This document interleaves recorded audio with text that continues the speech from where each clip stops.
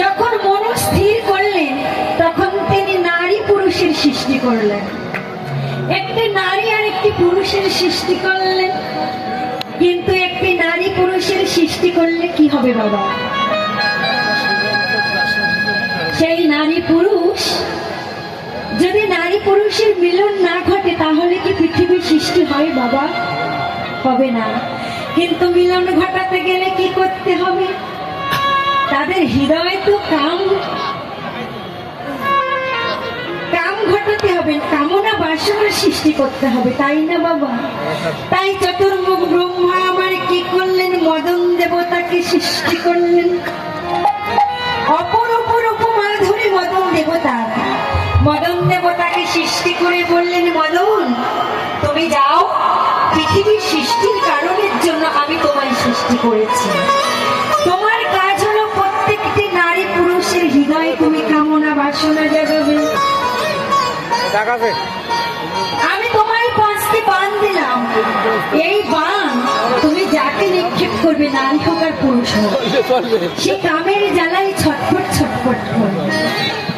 যেই না প্রজাপতি ব্রহ্মায় আমার মদন দেবকে 5টি বাণ দিলেন, মদন দেব আমার সেই 5টি বাণ সঠিক কিনা পরীক্ষা করবার জন্য বাবা মদন দেব সেই 5টি বাণ পরীক্ষা করবার জন্য নিজেরই পিতা ব্রহ্মাকে বাণ নিক্ষেপ করে দিলেন। নিজের পিতা ব্রহ্মাকে বাণ নিক্ষেপ করে দিলেন।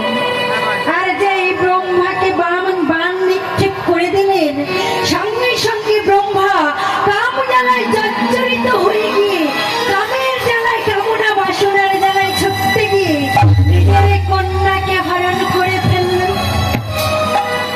নিজের কন্যাকে সামনে দেখতে পেয়ে কামনা বাসনায় জর্জরিত হয়ে নিজের কন্যাকেই হরণ করে ফেললেন। প্রচুর কথা হচ্ছে, এত কলরব হচ্ছে কেন? যেই না নিজের কন্যাকে হরণ করে ফেললেন বাবা, কন্যা তখন ছুটতে ছুটতে ছুটতে ছুটতে বললেন, পিতা আপনি কি করলেন? আজ স্বয়ং আমার পিতা হয়ে আপনি আমার সতীত্ব হরণ করলেন। শুনে রাখুন পিতা, আপনি আজকের যে কর্ম করলেন, এই মুখ আমি আর পৃথিবীর কাছে দেখাতে পারবো না। তাই আমি ওই অগ্নিকুণ্ডে ঝাঁপ দিয়ে মৃত্যুবরণ করব, আমি নিজেকে বিসর্জন করে দেব।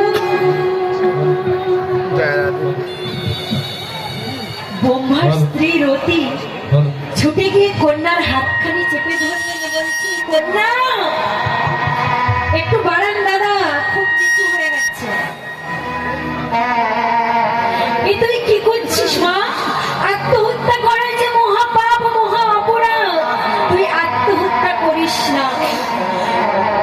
ব্রহ্মার কন্যা বললেন, মা আজ আমার পিতা আমার সঙ্গে যেটা করেছি, আত্মহত্যা ছাড়া আমার যে কোনো পথ নেই।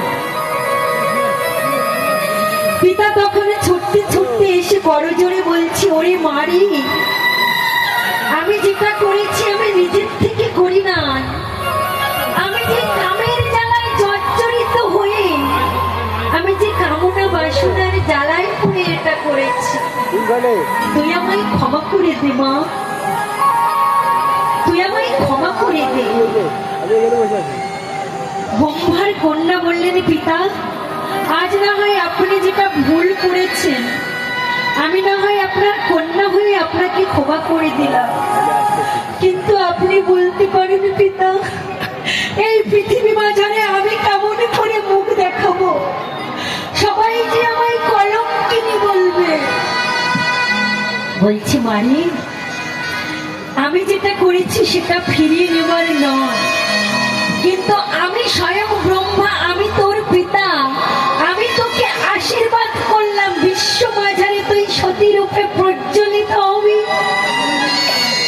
তোকে প্রজ্বলিত না করলে কোনো দেব দেবীর পূজা সমর্পণ হবে না।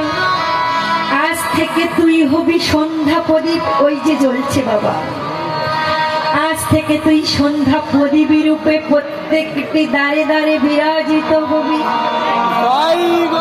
এই আমি তোকে বর দিলাম।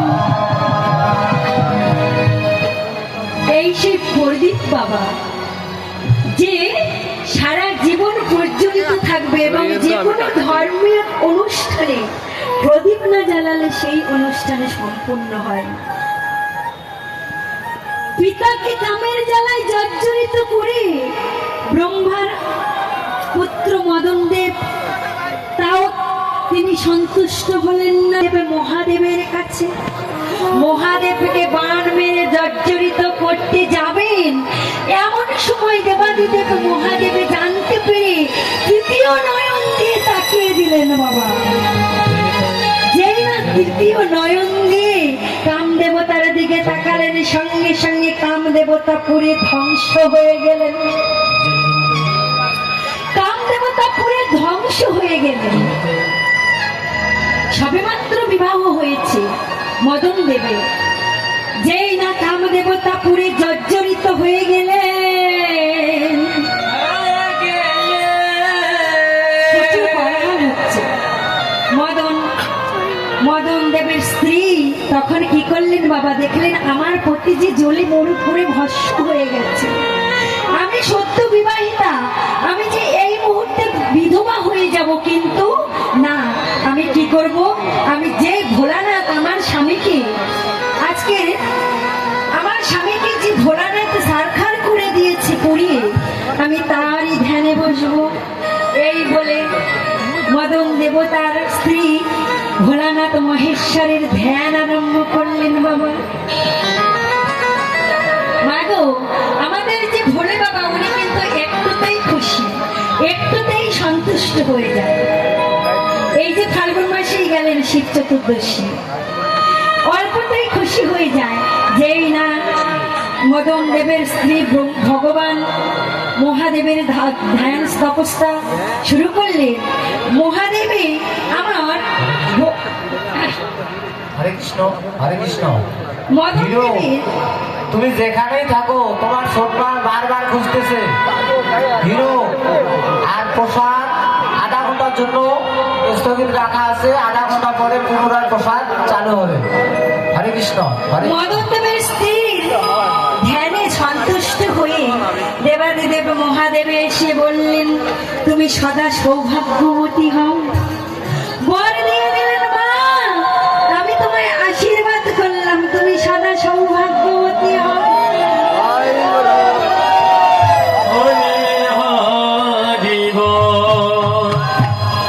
যে না সদা সৌভাগ্যবতী হও বর দিলেন, পাশে ছিলেন মাতা পার্বতী, বললেন, স্বামী এ তুমি কি বর দিলে? তুমি যে ওকে সদা সৌভাগ্যবতী হতে বললে, মা সদা সৌভাগ্যবতী মানে তুমি চিরকাল তোমার শাখা সিঁদুর নিয়ে, তোমার শাখা সিঁদুর অক্ষয় হোক। তুমি স্বামী একটু আগেই তুমি ওর স্ত্রী ওর স্বামীকে পুড়িয়ে ধ্বংস করে দিয়েছো, আর তাকেই তুমি বর দিলে তুমি সদা সৌভাগ্যবতী হও। নিতাই গৌর হরে হরি বল হরি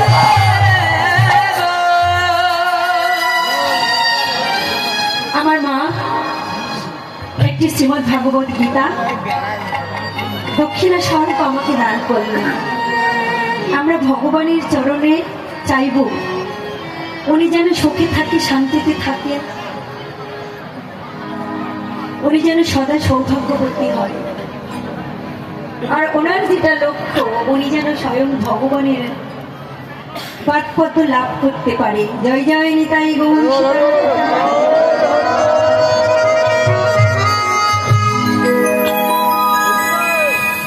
স্বামী, তুমি যে বর দিলে, তুমি তোমার স্বামীকে পুড়িয়ে ধ্বংস করে দিয়েছো একটু আগেই, আর তুমি তার স্ত্রীকে বর দিলে তুমি সদা সৌভাগ্যবতী হও। কি করে হবে? বলছি, দুর্গা আমি তো জানি না যে ওর স্ত্রী যাকে আমি পুড়িয়ে ধ্বংস করে দিয়েছি, শোনো মা, আমি যেটা অভিশাপ দিয়েছি সেটাও ফিরিয়ে নেবার নয়, আর যেটা আমি বর দিয়েছি সেটাও ফিরিয়ে নেবার নয়। তোমার স্বামীকে আমি ধ্বংস ধ্বংস করে দিয়েছি ঠিকই, কিন্তু তোমার স্বামী প্রত্যেকটি জীবের মধ্যে বেঁচে থাকবে। প্রত্যেকটি জীবের মধ্যে তোমার স্বামী বিরাজিত থাকবে। সবাই জানেন প্রত্যেকটা জীবের মধ্যেই কিন্তু কামনা বাসনা আছে। এই হলো মদন দেব। তা আজ গৌর হরির অপরূপ রূপ মাধুরীকে দেখেছেন জানেন বাবা? অপরূপ রূপ মাধুরী মদন দেব দেখে তার অহংকার চূর্ণ বিচীর্ণ হয়ে গেল। বললো হায় হায়, এ আমি কি করলাম? আমি জানতাম এই বিশ্ব ব্রহ্মাণ্ড বাজারে আমি হলাম সুন্দর পুরুষ, কিন্তু গৌর হরির রূপ দেখে তার অহংকার চূর্ণ বিচীর্ণ হয়েছিল। বাবা, ভগবানের যে রূপ, ভগবানের রূপ নিজেই ভগবান দেখে ভগবান নিজেকে নিজে চিনতে পারেননি। তবে জানেন, একদিন গোবিন্দ আমার নবকৈশোর বেশে হাতে মোহন মুরলিতা ধারণ করে গোচারণ লীলায় যাবেন বলে গোবিন্দ আমার একটু স্থির হয়ে মনোযোগ দিয়ে শোনেন।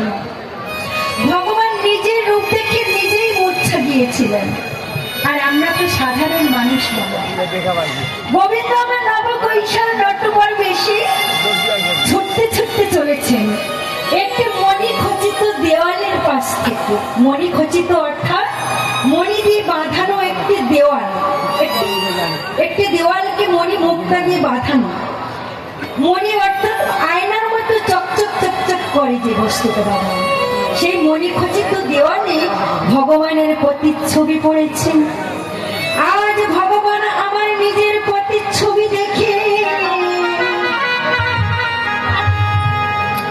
বলছে, আহা কি অপরূপ রূপের মানুষ!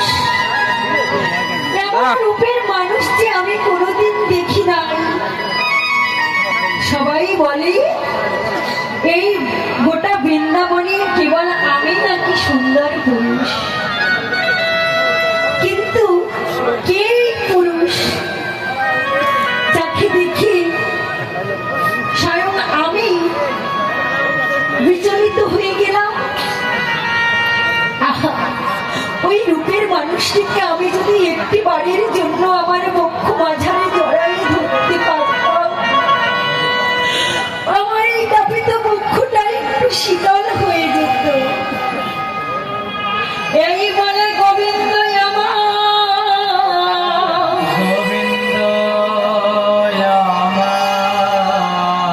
নিজের চিত্রপটকে অপরূপ রূপের মানুষ ভেবে ছুটতে ছুটতে জড়িয়ে ধরতে চলেছেন।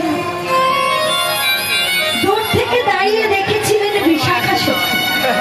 বিশাখা সখী ছুটে এসে বলছি, শ্যামনগর বাবা। বিশাখা সখী আমার ছুটে এসে গোবিন্দের হাতখানি চেপে ধরেছে। দাঁড়াও শ্যামনগর।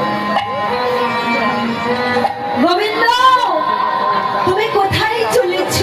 বিশাখা, একটিবারের জন্য চেয়ে দেখো কি অপরূপ রূপের ওই মানুষটি।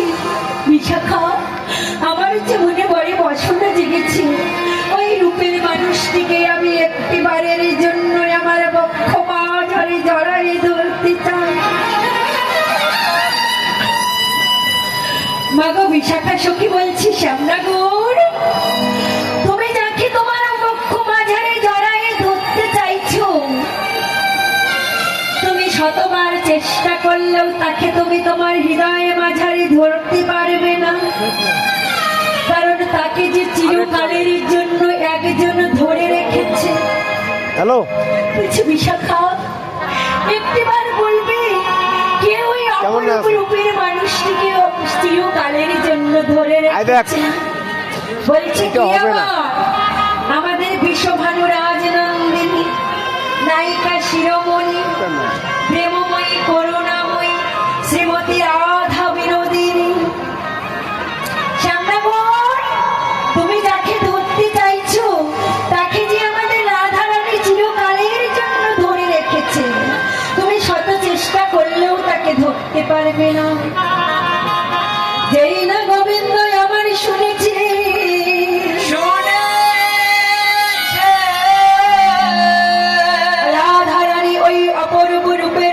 সৃষ্টিকে ধরে রেখেছে চিরকালের জন্য। গোবিন্দ আমার ছুটতে ছুটতে ছুটতে